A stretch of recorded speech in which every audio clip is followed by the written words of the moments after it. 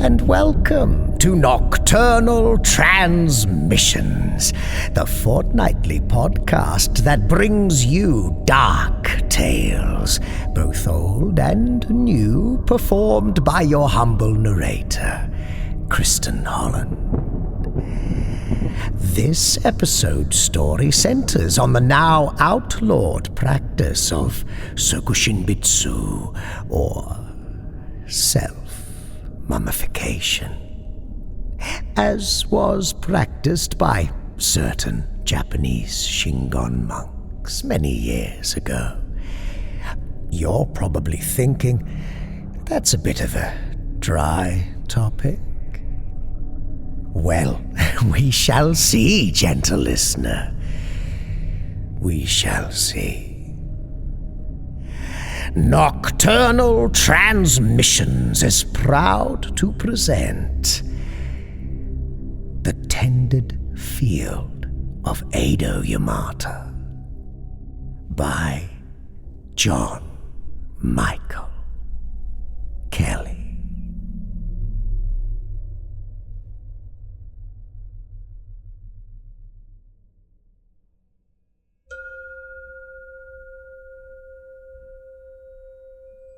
In the serenity where he now found himself, Yamata still retained the vista of his previous life. Sitting meditatively, he could recall every moment of that existence with uncommon clarity. However, he did not recognize from those memories the child standing before him.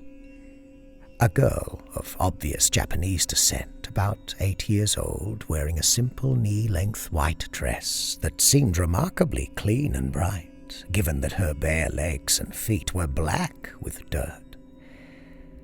A rice hat made of bamboo sat confidently atop her head, and hooked in the bend of an arm was an ikebana basket of similar weave. But there were no flowers. Except for not having a mouth, she appeared normal in every other way. But then Yamata had to look no farther than his own desiccated body to know that here, normal was not to be the dominant theme. Obviously, the afterlife was amenable to showcasing his wasted form, one achieved in the previous life by self-mummification. But that such a gaunt and withered state had escorted him so authentically into the next realm was rousing some concern, as he could only slightly turn his head, and to a slightly greater degree move his right arm. Am I to remain forever a rigid corpse? He wondered. As it had for the better part of his life, a yellow robe draped his body, though with much less resolve now, given his strangled girth. Interestingly, he was able to speak, and had already done so, a kindly greeting to the girl. She'd responded only with an unenthusiastic wave of her hand, her brown eyes staring on, mildly curious. Beyond the girl was a vastness that Yamata was still trying to grasp. And, like the girl, there was nothing he could recall from his previous life to make its comparison, a life spent mostly in the Tohoku region of Japan's Honshu Island, in search of purification. To all points on the horizon, barren furrows radiated outward from where he sat, in a lotus posture, the very hub for those tilled spokes. He was reminded of a naval flag, one belonging to a country that only had his compulsory allegiance, the land of the rising sun, its red ensign's beams flaring outward in strong allegory.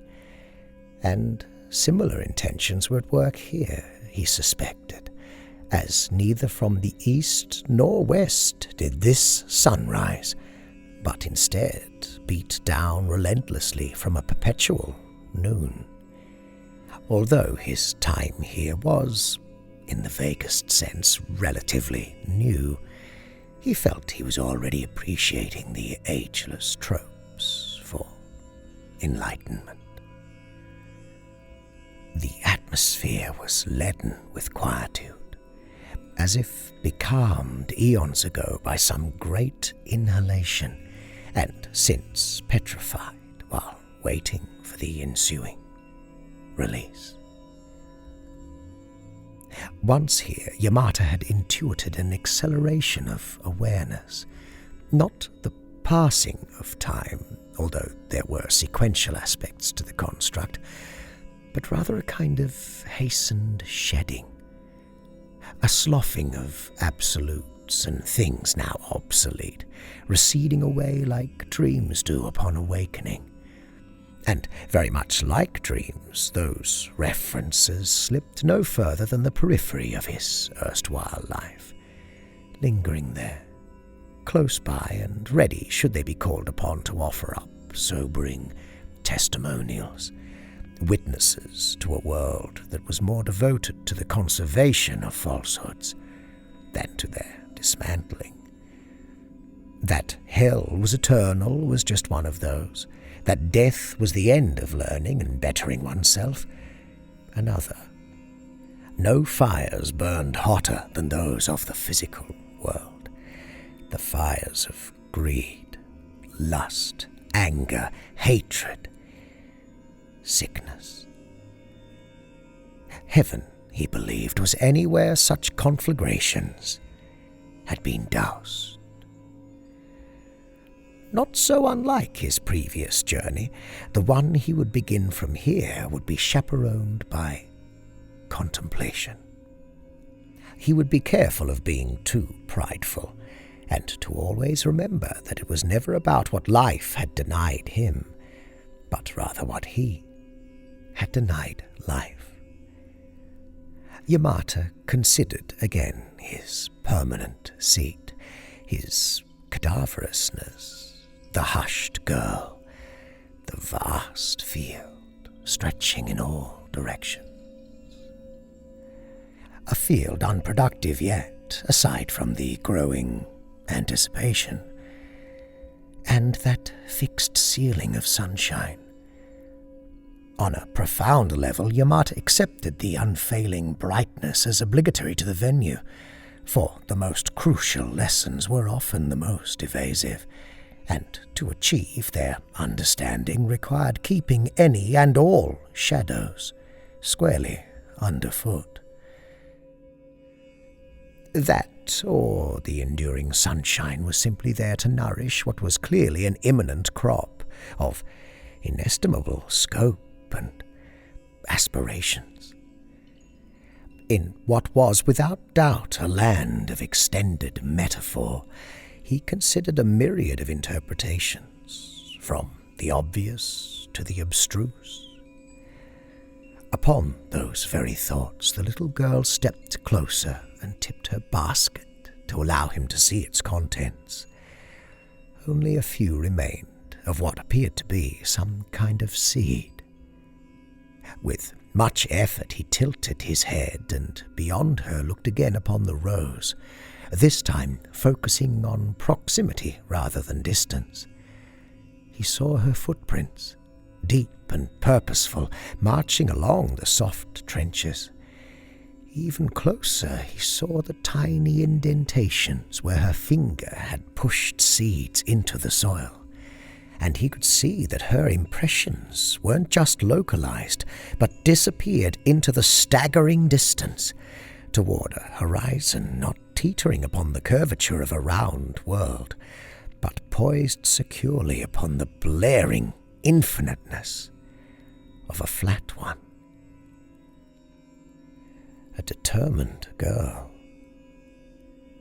Yamata stared at her again and thought she might even be unusually pretty, but the unnatural smoothness below her nose was marring that illusion.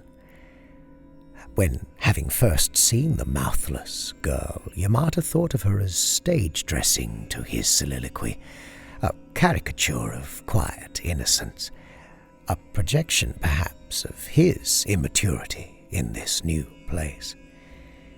He now suspected that her reason for being here was as much practical as it was chaste metaphor, that she was to be, among other things, an assistant, considering his immobility.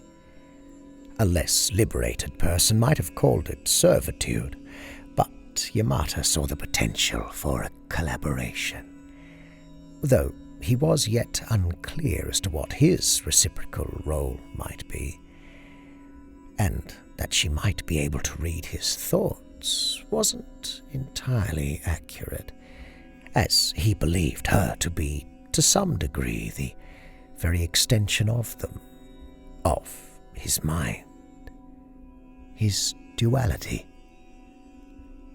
Regardless, there was no question that those omitted lips accentuated expression in her eyes.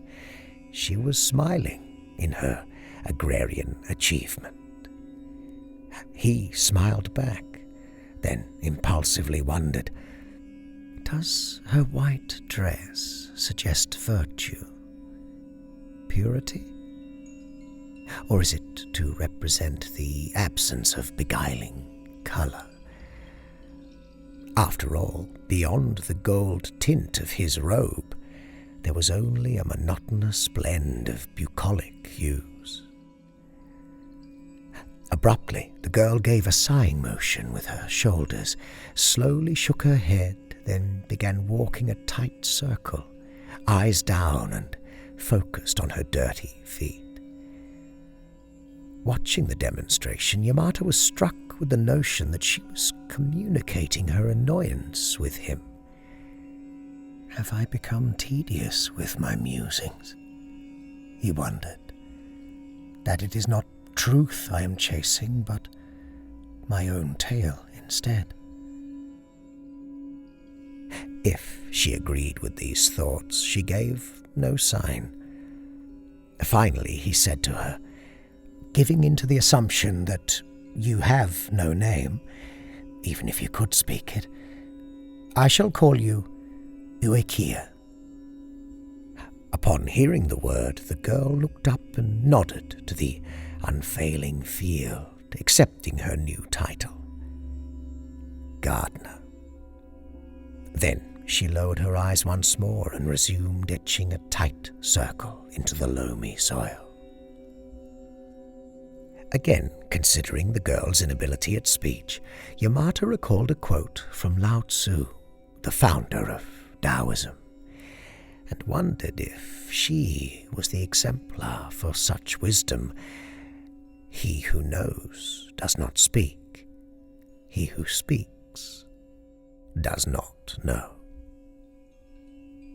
Then, to confirm that she either was or was not, in fact, substantial, Yamata reached out his workable hand for her.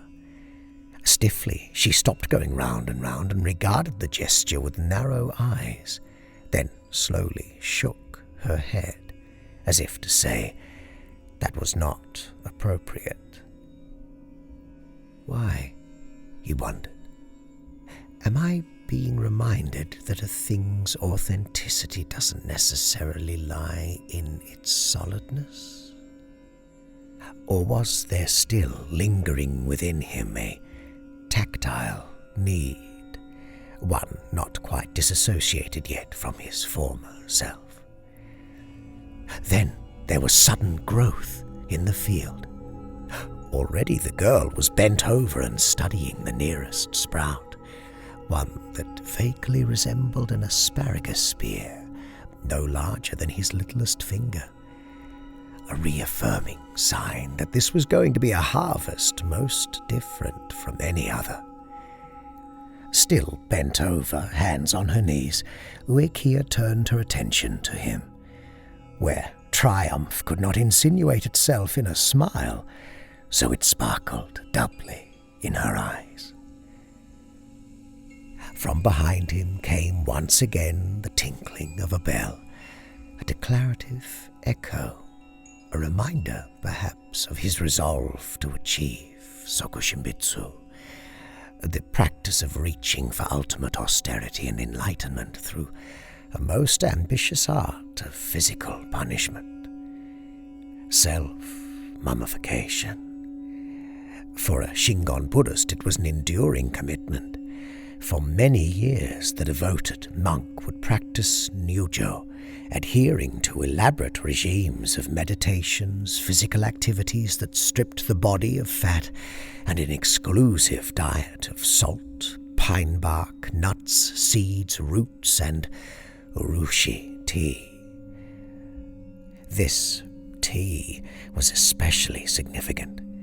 It was derived from the sap of the urushi tree and highly toxic, and was normally used for the lacquering of pottery. When ingested, vomiting and dehydration followed. Most importantly, it ultimately made the body too poisonous to be eaten by carrion insects and their ilk. If the body absorbed high enough levels, some believed it could even discourage like-minded bacteria. Finally, when sensing his end drawing near, the monk would have himself locked inside a pine wood box, one barely large enough to accommodate his body, wherein a permanent lotus position was assumed. Some monks would insist on having coal, salt, or even lime heaped around them to stave off the slightest moisture. Once confined, the practitioner's only connection to the outside world was an air tube and a bell, one he would dutifully ring every day to let those listening know that he was still alive. When the ringing stopped, the air tube was removed and the makeshift tomb tightly sealed. After a customary 3 years had passed, the body was exhumed. Of the many who attempted to achieve such a hallowed state, only a very few triumphed. Most bodies were found to be in normal states of decay. However, those who accomplished their own mummifications were regarded as true Buddhas.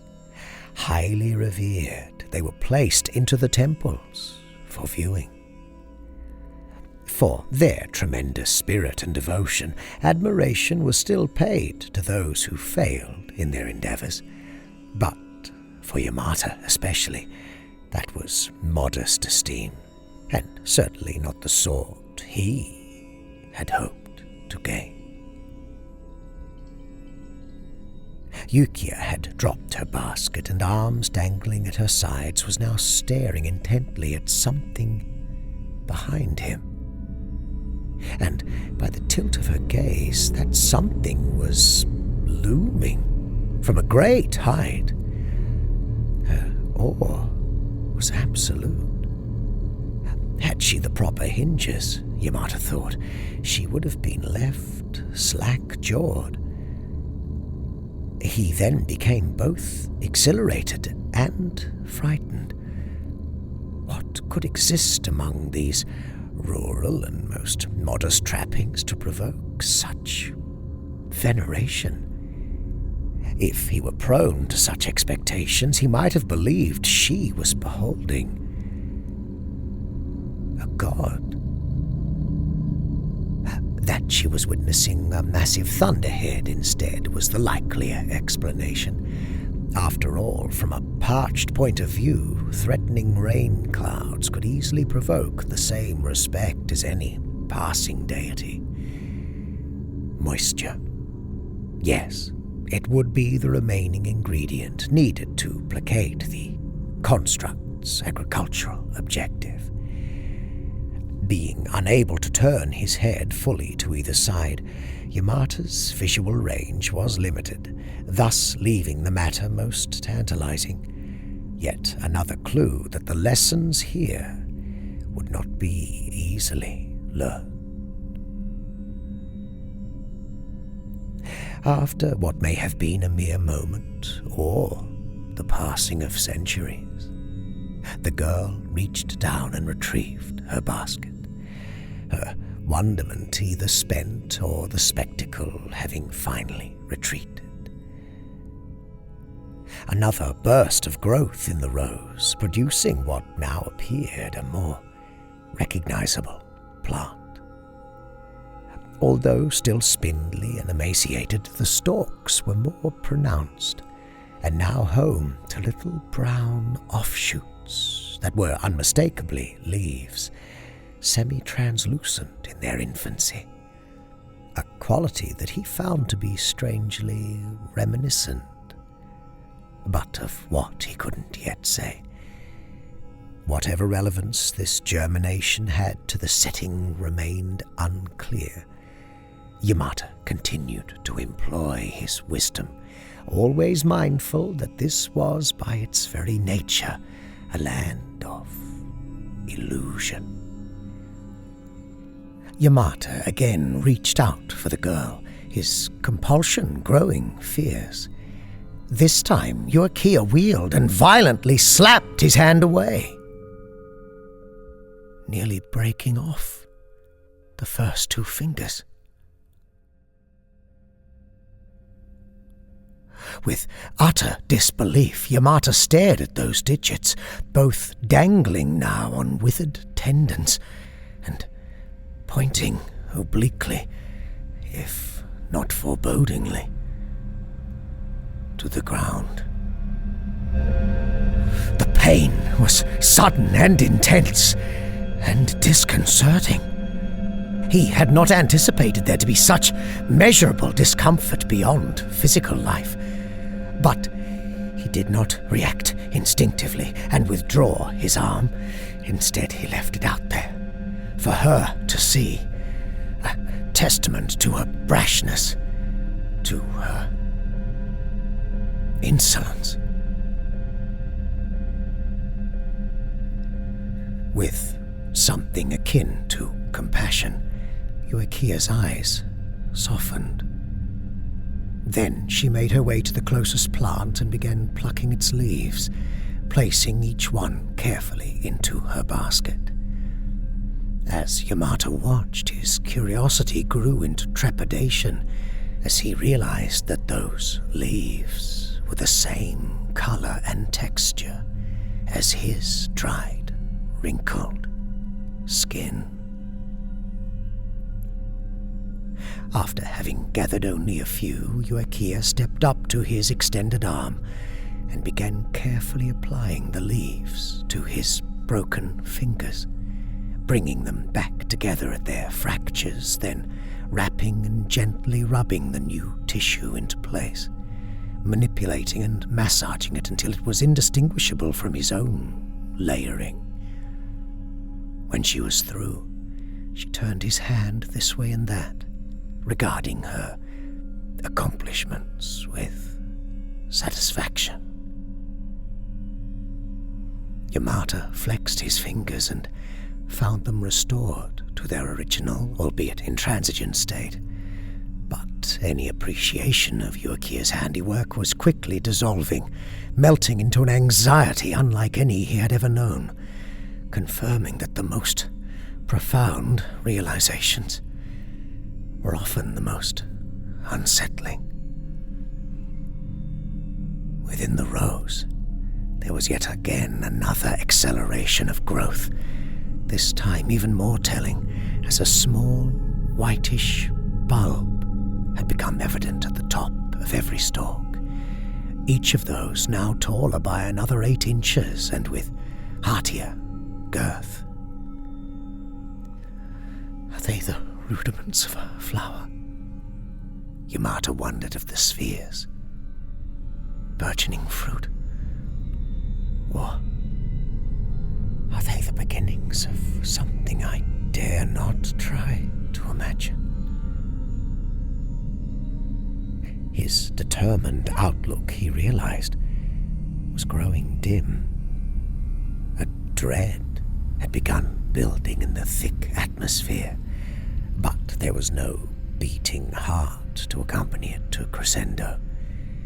Just his quivering essence.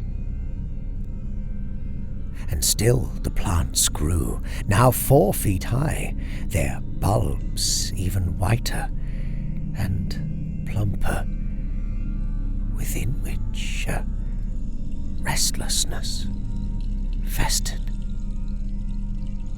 As he stared, they disconcertedly reminded him of caterpillar nests, the larvae inside those silk pouches, squirming to break free. Yamata turned his eyes to Yuakia, as if her own might provide answer, or at least a concerned recognition of his plight.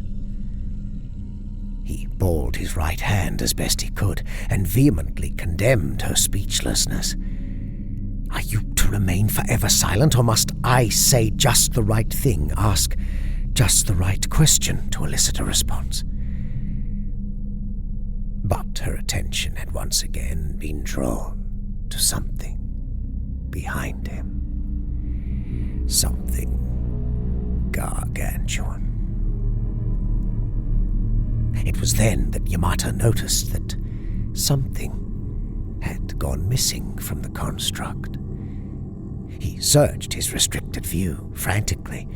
It was vitally important to remember. He was sure everything presented here had dire meaning and was only expected to change or disappear altogether once its purpose had been understood. Or so he expected. Then there was movement. Off the nearest plant, its bulb had begun weeping milky rivulets, viscous streams trailing down the stalk with the ambition of warmed honey. Then Yamata realized that the discharge was not comprised of any liquid, but was made up of hundreds of pale, white worms and maggots. Upon reaching the ground, the creatures struggled in the loose soil, their frantic undulations less confident, but still maintaining a fixed progression toward his still and sitting form. Bent over once again, hands on knees, Yuakia was watching the bug's advancement with rapt wonderment. The first worms to reach Yamata reared up and attached themselves to the lowest parts of his feet, then began burrowing through the brown, shriveled skin. Sparkles of intense pain began dancing behind his eyes, and a shrill, strident noise stung his ears. The pinched squeal, he quickly realized, of his own dry voice. The pain of them entering his body was memorable, but the kind they ignited once inside was astonishingly bright and bellicose.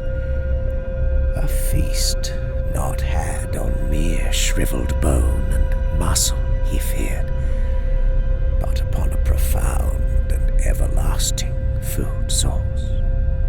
His soul. And it too screamed, sounds not birthed from a decrepit throat, but instead the collected resonances of isolation and grim oblivions, now to be intoned upon an unending existence. The internal writhing of the worms was equally insufferable, and he cried out for a boyhood god, one he had no occasion to revisit, until now. Finally, mercifully, the pain slowly receded, after the remaining worms had inserted themselves. It was a momentous reprieve, but another look at the burgeoning rows beyond confirmed that such amnesties would be fleeting. Leisurely filling her basket, Yuakia had set about plucking leaves from the offending plant. Yamata stared out across his field, one that was now growing a perpetual supply of sutures, grafts to outwardly mend the external damage caused by an equally eternal progression of the most vile and ravenous creatures. But what about the internal damage? He desperately wondered. How will she mend that?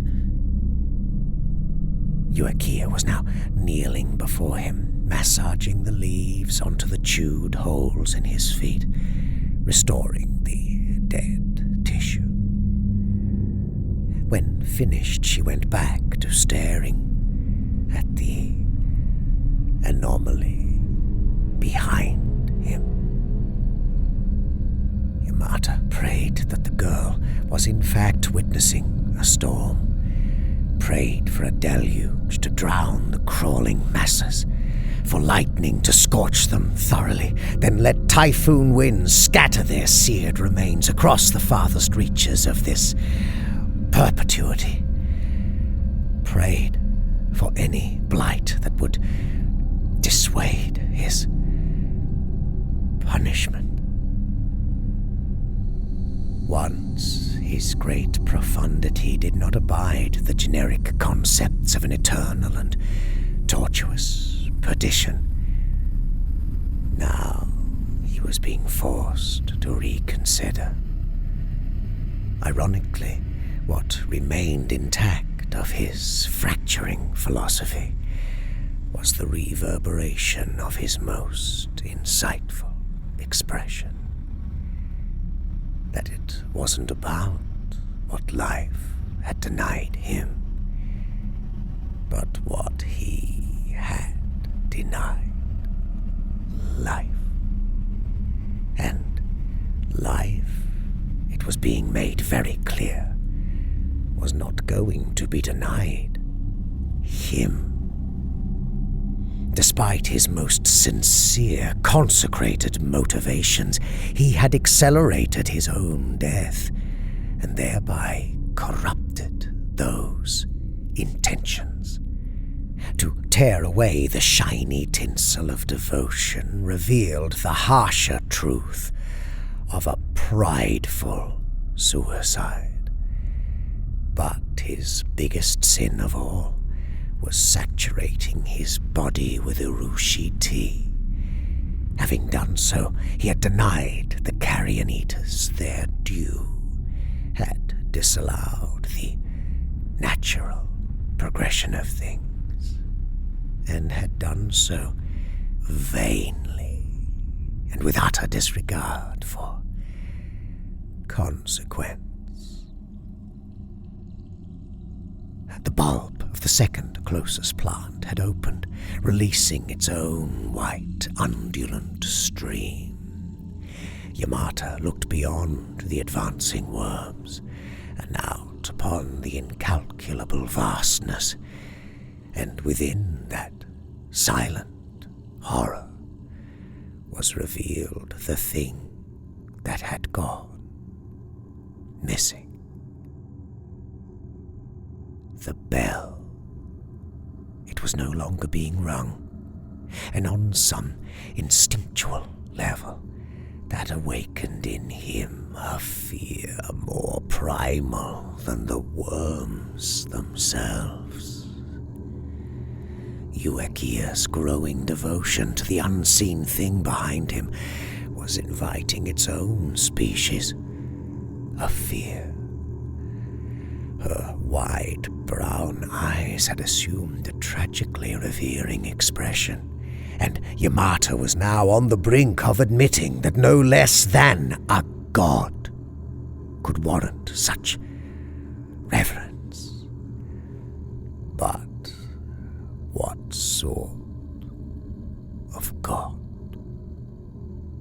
Captivating this child world hiding behind an atrocity of infinite proportions. Yamata one more time contemplated Iwakia's absent mouth, and out of all the convoluted Byzantine reasons he could think of for it not being there, he finally decided on a most austere one. Once in hell, there is simply nothing left to say.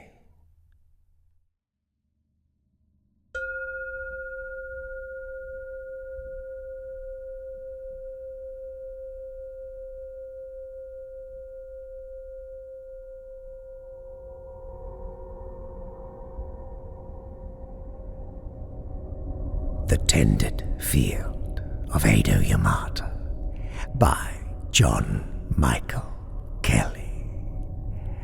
The Tended Field of Eido Yamata will be appearing in penumbric speculative fiction magazines' upcoming Best Of Collection, Volume 7. Penumbric is an online magazine dedicated to riding the ever-changing edge of new and original fiction and art into tomorrow. Find them at penumbric.com. And now let's all say hello to our new Patreon acolyte, Lily. Welcome to the club, Lily. Hope those exclusive episodes are hitting the spot. Well, I suppose it's time for us to shuffle off into that good night, gentle listener. This transmission was transmitted by Nocturnal Transmissions. Thanks in no small part to the generous assistance of our Patreon subscribers. Good folk, just like yourself, Lily. A particular thank you goes out, of course, to our esteemed cohorts. Thomas Funderburg, Amanda Moore, Sam Hankins, Wayne Prince, Alex Brewis, Rebecca Gates, Brett Allen, Joanne Brooker, Daniel Clanton, Tippy Polo, Eugene Petrie, Mudkip, Adam, Wildy, J.B., Kel Wielden, Rachel Brown, Daniel Kamienkowski, Heathen Soul, Alicia Townsend, Evan Dooley, Johnny Kelly, Robert Troy Hampton Peterson, Arnie Frank, Andy Shammy, and Boole Swivney. All non-public domain stories are featured with the permission of the authors. All voices and production are concocted by Kristin Holland. Until next time, as always, watch the skies, fear the dark, and don't trust anyone, especially yourself. Good night, gentle listener.